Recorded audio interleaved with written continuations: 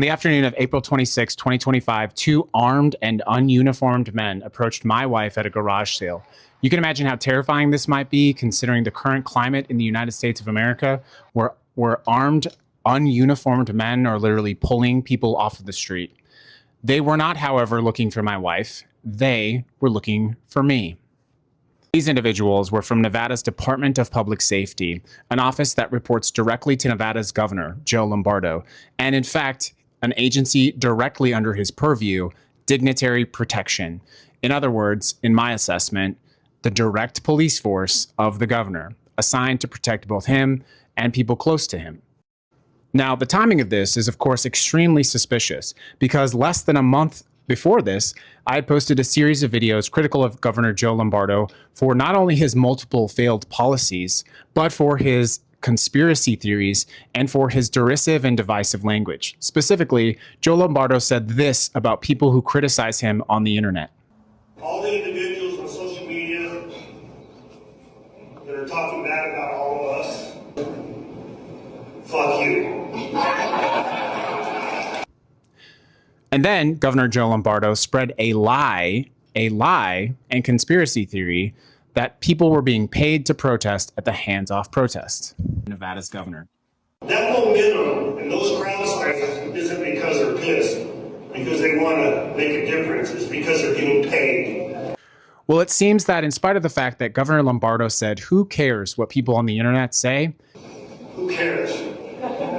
He cares very much. And so it would seem that his literal police force, state police, were sent to intimidate and harass me. But why, you might ask?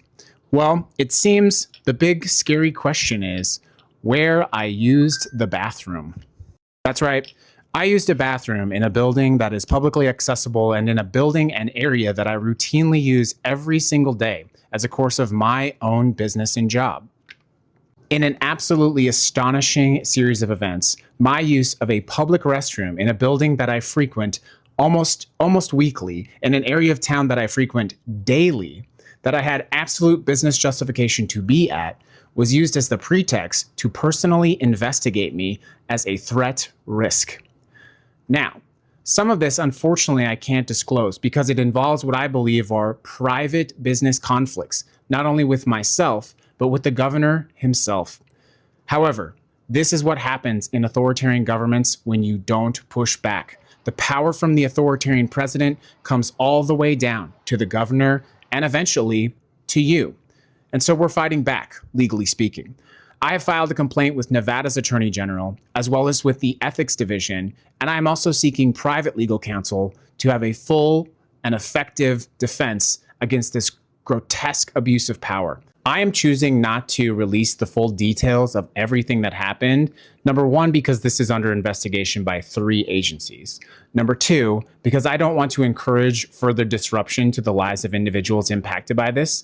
And number three, because I believe that the governor may well have committed serious ethical violation. When the full details of all of this are released, what I believe you will find is that the governor's police force was used to facilitate a private business matter. And I believe it will be a career-defining scandal for Governor Joe Lombardo. This is a gross misuse of the governor's office. This is a gross misuse and attempt to silence me as a political critic of the governor. And it is a gross and I believe personal business conduct on behalf of the governor that should and will be investigated.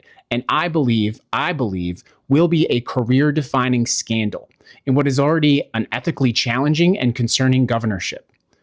Governor Lombardo, you're welcome to call me if you have differences in opinion or if you want to discuss policy. But sending your police force to intimidate my family just because I'm being critical of you on the internet is honestly wild. You know, as does your state police, that I have never made any kind of threats and that I am indeed a lifelong peaceful political activist. You may think that it is acceptable to use your political power to abuse your political power, to intimidate people who speak up against you. But I have won several victories against several agencies who have attempted to do the same. This is again, career-defining scandal, and the public needs to know about what happened. So continue to follow along as I share these details, but also teach you how to push back against this rising wave of authoritarianism. If you do not push back, the power of the authoritarian will come from the top to the state, to the city, and eventually right to you. But it's time we push back.